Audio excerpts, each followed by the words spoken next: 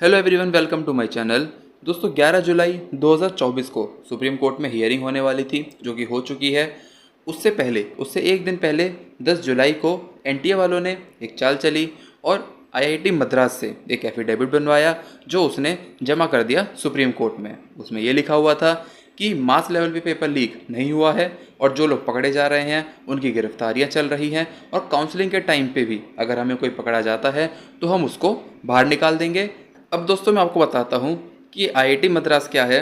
दोस्तों चेन्नई तमिलनाडु में 1959 में आईआईटी मद्रास इस्टेब्लिशमेंट हुआ था और इसकी काफ़ी अच्छी इमेज है, एक रेप्यूटेड इमेज है इनोवेशन में, रिसर्च में, टेक्नोलॉजी डेवलपमेंट में। इसलिए एनटीए वालों ने हेल्प लिया आईआईटी मद्रास का, क्योंकि एनटीए वाले जानते थे कि सुप्रीम कोर्ट डेटास पर विश्वास करेगा, ना कि हमारी बातों पर। क्योंकि उन्होंने कहा था कि आप अगली हियरिंग तक हमें ये बात बताओ कि हाँ पेपर मास लीक हुआ है या फिर लोकलाइज्ड लीक।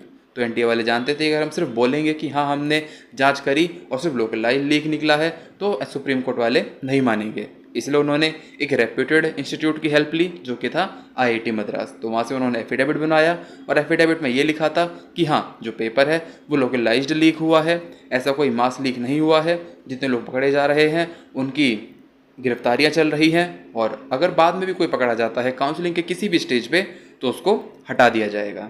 अब सुप्रीम कोर्ट वालों ने दोस्तों आईआईटी मद्रास की एफिडेविट को थोड़ा सीरियसली लिया और अब ऐसा देखने को मिल रहा है कि रीनीट होने के चांसेस बहुत ज़्यादा कम हो चुके हैं, क्योंकि अब सीबीआई भी जो अपनी रिपोर्ट दे रही है वो अभी तक खुली तो नहीं है, लेकिन मीडिया के थ्रू ये बात सामने आ रही है कि सीबीआई की रिपोर्ट में भी यही लिखा हुआ है कि नो पेपर मास लीक। पेपर का ऐसा कोई मास लीक नहीं हुआ है, पेपर सिर्फ लोकलाइज्ड लीक ही है।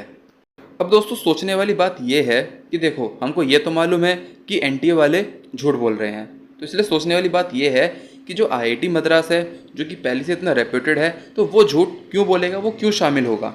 तो दोस्तों आपको याद होगा जब हम स्कूल वाले टाइम में थे और हम स्कूल से एक लंबी छुट्टी कर लेते थे तो हम क्या करते थे, किसी भी एक बड़े डॉक्टर से एक मेडिकल सर्टिफिकेट बनवा लेते थे। और वो मेडिकल सर्टिफिकेट बनाने के ज़्यादा नहीं लेता था, 1000, 1500, 1500, 2000 सिर्फ इतना ही लेता था और एक बढ़िया सा मेडिकल सर्टिफिकेट देता था हमको। वो हम स्कूल में दिखाते थे और स्कूल वाले भी मान जाते थे।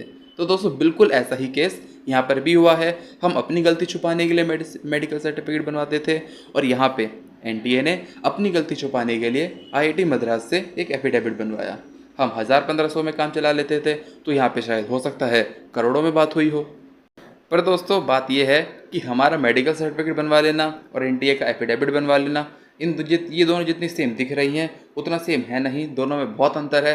जब हम मेडिकल सर्टिफिकेट बनवाते थे तो हमारा इतना फ़र्क नहीं पड़ता था, सिर्फ हमारा फ्यूचर उसमें डिपेंड करता था और फ्यूचर भी इतना डिपेंड नहीं करता था। लेकिन अभी जो एनटीए ने एफिडेविट बनवाया है अपनी गलती छुपाने के लिए, इससे कई सारे लाखों बच्चों का जो फ्यूचर है वो उस पर डिपेंड करता है। तो एनटीए ने बहुत बड़ी गलती करी है और इसमें 100% तो नहीं कहा जा सकता, लेकिन फिर भी 70 to 80% कहा जा सकता है कि आईआईटी मद्रास ने भी एनटीए के झूठ को छुपाने की कोशिश करी है। और ऐसा इसलिए भी कहा जा सकता है क्योंकि एनटीए वालों ने सारे के सारे 24 लाख बच्चों का डेटा एनालिसिस नहीं करवाया, सिर्फ 1 से 1.25 लाख बच्चों का ही करवाया है, क्योंकि एनटीए जानता है कि कितने बच्चों में स्कैम हुआ है कितने में नहीं। तो जितने में नहीं हुआ वही उसने डेटा एनालिसिस में दिया।